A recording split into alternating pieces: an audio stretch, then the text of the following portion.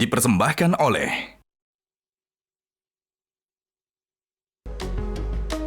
Pemirsa, Anda kembali di program Selamat Pagi Indonesia. Kita akan masuk informasi mengenai dalam rangkaian kegiatan ulang tahun pertama InJourney Aviation Services atau IAS meluncurkan ground support equipment terbaru di Terminal 1 Sapphire Precious Lounge Bandara Soekarno-Hatta, Tangerang, Banten. Ya, peluncuran ini merupakan wujud komitmen IAS untuk terus meningkatkan layanan kepada masyarakat di sektor penggunaan jasa penerbangan.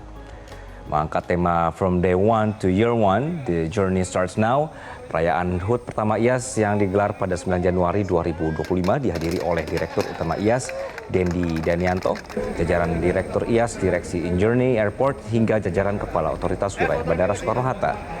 Dendi mengatakan penambahan 70 unit ground support equipment dengan teknologi terbaru dan ramah lingkungan ini merupakan upaya IAS untuk terus melakukan transformasi bisnis, terlebih dalam aspek layanan guna meningkatkan kecepatan, keselamatan, dan kenyamanan proses ground handling. GSE ini diantaranya conveyor belt, loader towerable, baggage towing tractor, high lift loader, kemudian high lift truck, blind van, high S premium, kemudian ada PK, PPK, dan incapacitated pass lift vehicle. Hingga kini sejak dibentuk pada 4 Januari 2024, IAS diketahui secara konsisten menyajikan berbagai layanan mulai dari kargo, logistik, ground handling, hospitality, operation support, dan juga property.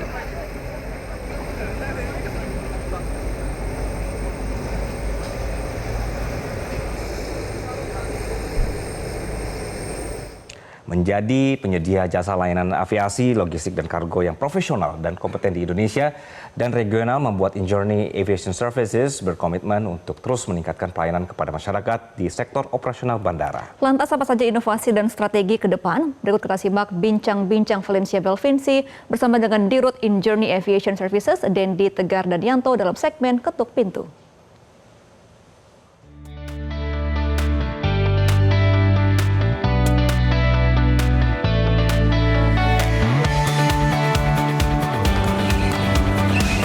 Pemirsa, selamat pagi. Hari ini dalam segmen Ketok Pintu, saya spesial mau mengajak Anda, kita akan kenalan dengan sosok di belakang pelayanan yang Anda terima kalau seandainya sedang beraktivitas di bandara, akan berangkat atau baru tiba dari kampung halaman. Nah, kita akan kenalan dengan Direktur Utama InJourney Aviation Services, Dendi Tegar Danianto. Kali ini saya ada di Sapphire Precious Lounge. Sedikit berbeda dari lounge-lounge yang Anda ketemu biasanya karena ini ada kata precious-nya. Apa ya yang bikin beda dari fasilitas di Sapphire Precious Lounge? Kita akan lihat, ikutin saya.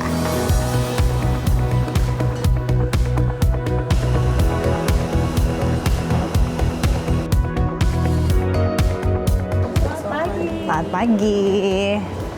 Nah, ini dia nih pemirsa, kita kenalan ya. Pak Dendi. Hey, selamat pagi, apa kabar? Bapak sehat? Sehat, alhamdulillah. Sehat ya. Bapak lagi briefing ya pagi-pagi ya? Ngobrol, udah beres tapi. Oh, udah beres. Oke, Pak Dendi, ini banyak loh yang mau kenalan sama Pak Dendi sebagai pucuk pimpinan yang benar-benar banyak loh apa yang dikerjakan inovasi selama 1 tahun sudah ya Pak ya? 1 tahun, pas setahun kemarin. InJourney Aviation Services. Yes, betul. Nah, pemirsa, jadi saya sekarang lagi di Sapphire Precious Lounge ya Pak. Kenapa sih Pak kok beda? Yang biasanya nggak ada Precious, ini ada Precious. Bedanya apa? Jadi gini, kalau misalnya mungkin kayak kartu kredit gitu ya, kayak layanan lain, ini ada level-level untuk lounges yang disediakan oleh IAS. Ya, jadi ini adalah lounge dengan kasta tertinggi lah kita bilang. Ya, jadi ini di mana buat private jets, buat VVIP, kayak artis-artis tuh banyak lewat sini. Dimana ini untuk orang-orang yang memerlukan akses tapi privacy juga, terus sometimes buat mereka juga berkumpul. Jadi makanya disediakan lounge di sini. Ini baru sebagai hasil karya dari 1 tahun bekerja, ya, setelah baru dibentuk ya Pak ya? Atau ini sebenarnya sudah ada dari dulu? Oke, sebenarnya sudah ada, Valen. Cuman ini kita revamp, kita perbaiki supaya pelayanan jauh lebih bagus, terus desain juga lebih yang customer friendly, akses juga kita perbaiki supaya lebih cepat. Karena keperluan dari mereka-mereka yang memerlukan privacy itu kan itu ya, kecepatan, privacy dan juga layanannya itu. Jadi pemirsa, kalau di sini semuanya benar-benar mengutamakan soal privacy. Begitu masuk ya Pak Dendi ya, kita bisa parkir mobil di depan. Kemudian masuk langsung ada ruang private-nya. Nanti pada saat mau boarding, nanti juga ada mobil ya Pak yang dijemput khusus untuk orang-orang yang memang punya akses. Jadi super VIP ya maksudnya. Super VIP, the highest. The highest. Nah, kalau seandainya ada nanti warganet atau pemirsa di rumah yang nanya, Pak, kalau saya nggak mau se-VIP itu, kira-kira ada nggak sih yang kasta di bawahnya 1 atau 2 level gitu? Betul, ada sebenarnya. Makanya ini kan kita bilang Sapphire Precious ya. Dan itu tadi ini kalau kita bilang di platinum level. Ada lagi sebenarnya gold. Itulah yang namanya Concordia. Ya, sebenarnya itu ada di Cengkareng sini juga ada, di Denpasar ada, dan kebanyakan di 10 airport terbesar pun ada. Dan bahkan presence-nya semua lounge IAS ini ada sekitar 26.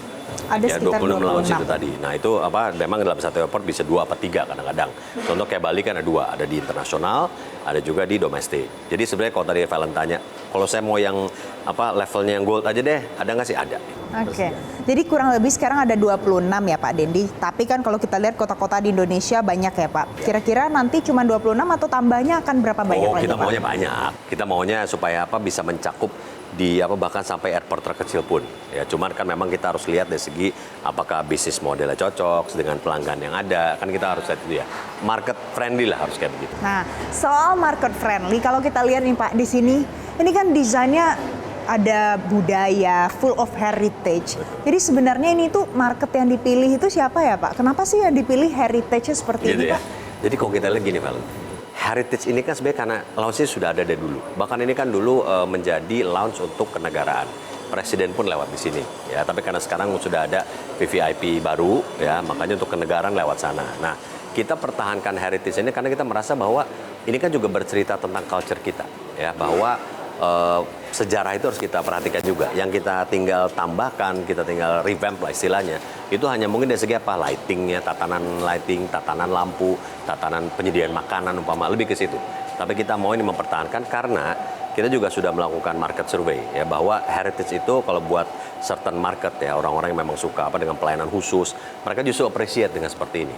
Ya, bahwa ini menceritakan Indonesia tadi soalnya. Nah, jadi ini jadi salah satu representasi Indonesia juga ternyata. Betul.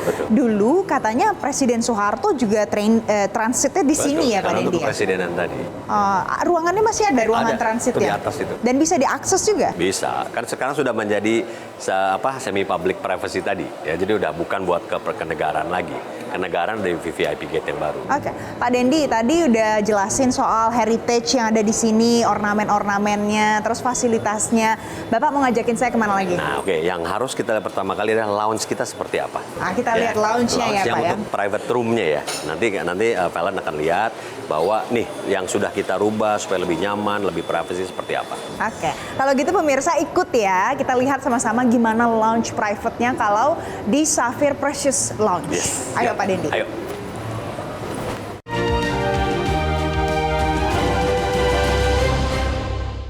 Dipersembahkan oleh Nah, silakan Valen. Lihat, inilah salah satu dari ruangan lounge-nya Sapphire Precious. Ya. Oke. Jadi kalau kamu lihat, kita mulai dari sini deh. Ini adalah first buffet-nya. Ya kan? Kan biasanya mereka sebenarnya yang datang sini nggak makan terlalu banyak sih, tapi mereka maunya quality. Quality. Ya. Makanya sekarang kalau Valen lihat nih, kita ada satu contoh nih. Ini adalah salah satu special dishes kita. Kan kita anggap aja ini adalah gerbang dari negara ya. Di Jakarta kan. Nah, kita pilih makanan yang memang spesifik di Jakarta. Tiap lounge itu kita mau nanti punya special dishes, tergantung area. Kalau sini nanti ada soto tangkar dan soto Betawi. Kalau Soto sekarang lagi soto Betawi. Betawi ya. Kalau ini apa nih Pak? Super delicious ya. Kalau kita ada nasi Oh, kuning, semuanya Indonesian nasi food kuning, ya? semua pokoknya Indonesia. Balado apa semua gitu. Kecuali memang kalau ada yang tamunya memang dari luar, dari barat gitu Mama. Dia bisa nanti request untuk spaghetti sama french fries. Biasanya kita sediain yang itu. Oh, jadi bisa di request juga. Bisa. Anda mau lihat pemirsa, coba kita lihat. Pak Dendi, ayo kita buka Lihat ya, gitu ya. satu Tuh. ya. Tuh, orek Oh. tempe, ya kan? Terus Nah, ada apa? ini khas Indonesia balado. semuanya. Ya kan? Tuh, udah pasti senangnya kayak begini, yang pedas kok Indonesia. Kalau gitu nanti kita makan ya Pak Dendi. Ya, nanti kita coba ya. Oke. Biar tahu masakan chef kita kayak apa. Ada special chef soalnya. Yes. Ya Valen, kita duduk dulu yuk. Oke, kita duduk. Nah, jadi pemirsa yang paling harus kita perhatikan adalah dengan kehadiran IAS ini, In-Journey Aviation Services. Jadi ini adalah soal pelayanan yang bisa Anda dapatkan kalau seandainya beraktivitas di bandara atau punya urusan apapun di bandara. Yes, ya betul, Pak Dendi. betul. Nah Pak Dendi, kalau seandainya kita lihat dari bandara ini kan banyak sekali ya sektornya. Jadi fokusnya yang saat ini sedang diperbaiki, diperbaharui apa Pak? Kayak gini, pembentukan IAS ini kan memang untuk supaya perusahaan-perusahaan di bawah In-Journey itu fokus terhadap core-nya. Ya, kan di bawah In-Journey itu sekarang ada airport, ya, ada juga destination dan hospitality. Hospitality In-Journey itu hotel ya. Terus kalau destination seperti TDC atau Taman Mini, ya itu masuk di dalam destination. Nah, ada satu lagi segmen besar itu yang kita bilang sebagai aviation support. Nah, inilah tadi ada 9 perusahaan yang tadi di bawah AP1, AP2 dan Garuda sekarang dikonsolidasi menjadi satu yang namanya IAS, In-Journey Aviation Service. Nah, kita punya 5 portfolio, ya. Makanya saya harus bercerita dulu ke belakang ini, ya. 5 portfolio itu adalah ground handling, hospitality, operation support, sama kargo logistik, dan terakhir itu adalah properti. Nah, ini semua untuk mendukung aviasi. Ya, kita bicara spesifik apa yang menjadi fokus utama. Nah, yang sekarang Valen duduk nih, ini adalah salah satu part dari bisnis hospitality kita. Ya, nama perusahaannya IAS Hospitality. Nah, di situ ada bisnis-bisnis seperti lounges, ada juga in-flight catering berbasis di Bali. Ya, ada juga yang namanya concierge services. Nah, ini adalah penjemputan seperti jumpa. Ya, ada juga nanti baggage handling juga masuk di dalamnya. Jadi kalau misalnya kita lihat dalam segmen yang sedang kita bicarakan, memang ini lebih banyak di hospitality-nya. Ya, dan nanti kita akan fokus lagi memang kayak ground handling. Ya, tapi spesifik di sini inilah hospitality business. Oke, bentar Bersa, tadi sempat disebut soal jumpa. Jadi jumpa ini apa Pak? Jumpa as in kita berjumpa. Iya, ya betul. Memang basisnya dari kata jumpa tadi ya, tapi brandnya JOUMPA ya. Jadi kalau mungkin Valen ke airport lihat yang pakai baju warna abu-abu ada garis hijau ya, under Gapura itu di bawah ground handling sebenarnya secara operasionalnya, tapi manajemennya ada di under hospitality karena menjadi jualannya bundling. Nah, jumpa itu untuk menjemput. Nomor 1 itu dulu, ya, ada yang mulai Garbarata, pada saat mereka datang dijemput, terserah apakah mau langsung diurus koper apa semua sampai ke mobil, atau memerlukan lounge dulu. Ya, karena berlaku untuk bepergian dan juga untuk kedatangan. Ya, jadi di situ fungsi si jumpa tadi. Jadi nanti tamu-tamu tuh kayak ke lounge seperti Safari itu nanti orang-orang jumpa yang bawa. Ya, Cara tim aksesnya jumpa. gimana tuh Pak? Kalau untuk jumpa, oke, jumpa itu tadi dijemput langsung di depan Garbarata dia. Ya, kalau seandainya publik seandainya mau menggunakan fasilitas jumpa dari IAS, caranya gimana? Apakah bisa diakses langsung? Bisa, jadi kita ada number, biasa dari situ, atau memang kalau sudah punya corporate deals, kita juga banyak corporate. Ya, yang memang memerlukan banyak penjemputan untuk VIP mereka, board of management, komisaris mungkin. Nah, jadi ada specific number yang bisa dihubungi untuk mendapatkan layanan jumpa dan juga untuk pembookingan lounge ini. Nah, ada lagi nih Pak Dendi, yang paling penting itu kan kalau kita lihat sekarang kan di airport itu makin lama makin rame. Betul. Terus kadang kita nunggu bagasi itu kok lama ya di beberapa terminal. Betul. Nah, kemarin ini kan ada new GSE ya Pak? Iya, ground service equipment. Nah itu kenapa sih perlu di launching lagi yang baru? Oke. Apakah yang sebelum-sebelumnya belum cukup? Oke, gini. Tadi Valen sebenarnya ada statement yang bagus bahwa dengan kenaikan penumpang, berarti kan juga kenaikan dari jumlah pesawat yang memang beroperasi. Ya, ini memang beroperasi itu bisa macam-macam, apakah pesawatnya baru datang ataupun mempunyai rotasi yang lebih banyak. Ya, nah, ground service equipment ini diperlukan pada saat pesawat tersebut mendarat. Ya, dan kita lihat kalau dengan semakin banyaknya rute pesawat yang datang, semakin banyak rotasi pesawat, kita harus terus memperbaharui peralatan. Karena seperti kita tahu ya, peralatan juga punya umur maksimumnya lah. Ya, ada juga teknologi baru. Ya, ada datang sekitar 70 peralatan baru ya, yang nanti untuk mendukung pergerakan penumpang, pergerakan pesawatnya, dan juga pergerakan barangnya. Nah, tadi Valen spesifik bilang soal koper ya. Aduh, lama banget nunggu Nah, bagasi karena Pak. itu adalah Kenapa tantangan ya terbesar. Karena apa, ini kalau bicara Cengkareng ini kan airport besar. Ya. Dan kalau ada pesawat dalam waktu bersamaan mendarat nih, cuma beda 5 menit mungkin. Tapi itu adalah tadi memerlukan beberapa peralatan khusus yang menangani pesawat-pesawat tersebut. Padahal dalam waktu yang hampir bersamaan. Nah, makanya penambahan GSE atau Ground Service Equipment ini adalah sangat krusial untuk bisnis IAS di ground handling portfolio. Ya, supaya mempercepat, supaya kayak Valen tuh nggak berasa lagi di koper kenapa lama ya? Apakah itu mencukupi untuk tahap pertama ini Pak? Untuk Oke, penambahan? masih perlu penambahan terus. Makanya di dalam penambahan GSE ini kita ada roadmap, Valen. ya. Yang kita datang sekarang inilah bookingan sekitar setengah tahun lalu. Ya, karena kita juga masih banyak peralatan terutama yang motorized ini masih banyak dari luar yang produsennya. Karena ini barang spesifik ya.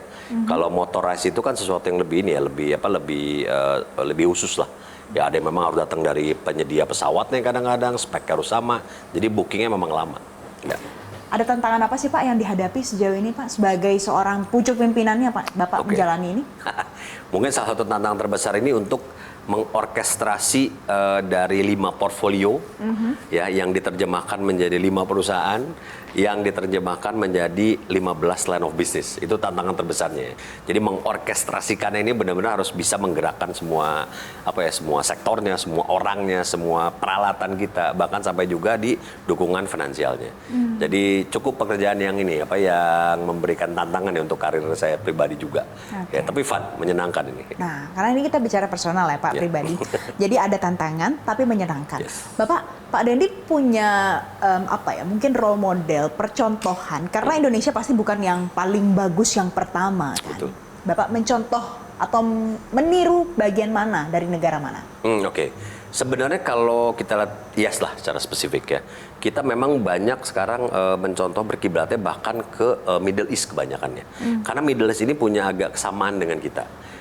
Bahwa mereka punya konstruk yang contoh ada airport, ada juga aviation service, ada juga di destination managementnya, ya. Contoh di Dubai, di Qatar gitu. Nah, mereka ini kalau kita lihat jauh lebih advance ya dari segi perkembangan tadi, teknologi di airport, penanganan pesawat, rutenya juga seperti itu. Ya bahkan US dan Europe itu pun saya pikir sudah banyak tersaingi ya. Nah makanya kita coba lihat model yang terbaik. Memang tidak hanya satu negara ya kita ambil dari beberapa dan disitulah yang kita coba petakan di IAS ini. Ya karena IAS itu memang tahu bahwa kita untuk menjadi aviation service provider yang punya operation excellence principle nantinya nggak bisa cuma dengan menurut kita ini yang benar, nggak bisa juga. Kita harus lihat global karena bisnis aviation ini bisnis network. Yang datang dari hub seperti di Middle East, hub Europe gitu ya, mungkin juga hub Southeast Asia yang lain. Kan kita mesti lihat, mereka perlunya apa aja sih? Karena beda-beda. Makanya benchmark itu tadi diperlukan supaya kita bisa tahu mana yang pelayanan yang harus kita sediakan, mana yang urgent, mana yang bisa nanti. Nah itu belajar di benchmark tadi. Kalau dilihat dari kondisi hari ini di IAS, apa yang sudah dikerjakan, di bagian mana yang pastinya nih masih banyak pekerjaan yang harus diselesaikan Pak? Oke, sebenarnya kalau kita lihat dari service company seperti IAS, terbanyak itu yang menjadi challenge itu adalah operation excellence. Ya. Karena operation excellence ini terkait dengan banyak faktor, mulai dari sektor keuangan yang bisa mendukung, sektor personel atau human resources juga harus bisa kompetensi dan kapabilitasnya mendukung, juga dari segi SOP di dalam melayani para pelanggan yang saya bilang tadi dari berbagai belahan dunia kan ya, pesawat Middle East, pesawat Europe itu masing-masing pada punya kemauan yang berbeda. Belum lagi kita melayani market domestik yang juga berbeda keinginannya.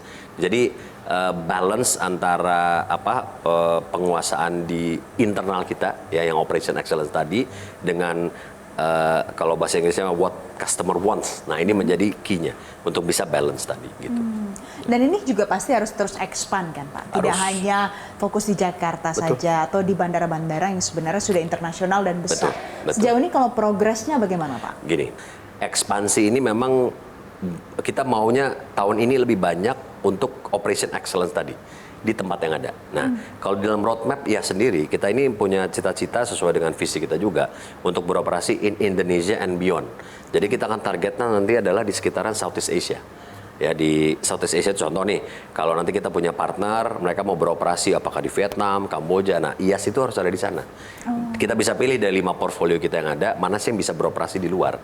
Supaya kita juga menjadi, nggak cuma istilahnya jagoan kandang ya. Juga. Nah, target itu harusnya bisa dicapai kapan Pak? Oke. Ini kalau lihat dari 2 tahun roadmap pertama memang adalah pembenahan fundamental dulu. Ya, jadi tahun kemarin kita sudah mungkin lebih banyak fundamental di keuangan, operasional, human resources. Nah, tahun inilah pembenahan fundamental di operasional.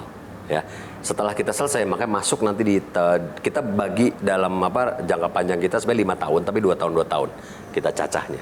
Nah makanya mudah-mudahan insya Allah tahun depan kita sudah mulai bisa masuk di dalam operasional internasional tadi. Nah kalau yang terakhir Pak, untuk publik kan pasti banyak yang beraktivitas di bandara, Iya. punya urusan untuk kargo, logistik. Nah, apa sih Pak yang akan diberikan fasilitas penunjang, fasilitas tambahan yang pasti ditunggu-tunggu sama publik sebenarnya? Betul. Nah, kita lihat gini, Valen. Kalau biasa kita lihat publik, apalagi yang menggunakan transportasi udara, salah satu keterbatasan mereka biasanya di dalam kargo yang mereka bisa bawa. Oleh-oleh kayak umpama, ya kan? Atau jumlah mungkin koper. Nah, kita ini menyediakan juga sebenarnya layanan untuk kargo untuk publik. Jadi bukan kargo untuk business to business. Itu memang menjadi core. Tapi ada juga yang buat publik. Contoh itu adalah kita punya namanya Baggage Service Solution. Itu kita brand namanya, rebrand namanya It's a Wrap. Ya.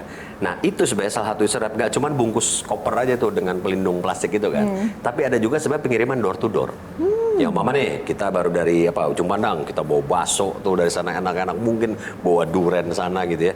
Nah itu sebenarnya barangnya nggak usah ikut, penumpangnya bisa di airport itu ada It's a Wrap service tadi yang bisa bisa langsung door to door. Oke saya bawa umpama tadi duren, mantau ya, kalau kita ke Makassar umpamanya bakso tadi, itu tinggal wrap package di sana, nanti dikirim langsung ke rumah, jadi door to door. Jadi door to door. Betul, door to door. Itu yang mungkin yang kita juga memakan lebih promosikan lah nanti, supaya pelanggan itu tahu bahwa kalau saya bepergian, saya juga bisa sebenarnya nggak harus membawa barang-barang saya terlalu banyak. Oke, namanya kece ya Pak ya, It's a Wrap. Karena wrap berasal dari wrapping bisnis dulu kan. Tapi udah It's a Wrap juga merepresentasikan segala urusan beres apa It's a Wrap. Nah, intinya pemirsa, Pak Dendi menceritakan kalau sekarang ada yang namanya IAS, Journey Aviation Services, sudah beroperasi selama 1 tahun ya Pak ya. Anniversary kemarin yang pertama tanggal 4 Januari Betul, 2025 ini Ya. pas 1 tahun, dan sudah banyak juga terobosan-terobosan yang dilakukan, termasuk banyak lounges yang sudah diperbaharui tentunya ya Pak ya. Betul. Dan ada banyak insight juga dari Pak Dendi hari ini pemirsa. Kalau gitu Pak Dendi, terima kasih ya Pak Dendi. Terima kasih. Karena sudah memberikan pencerahan untuk pemirsa Metro TV pagi ini, sudah bersedia diketuk pintunya, ditanya sisi personalnya, benchmarknya kemana. Terima kasih Pak Dendi. Sehat selalu ya Pak ya. Terima kasih, Valen. Tetap saksikan Selamat Pagi Indonesia.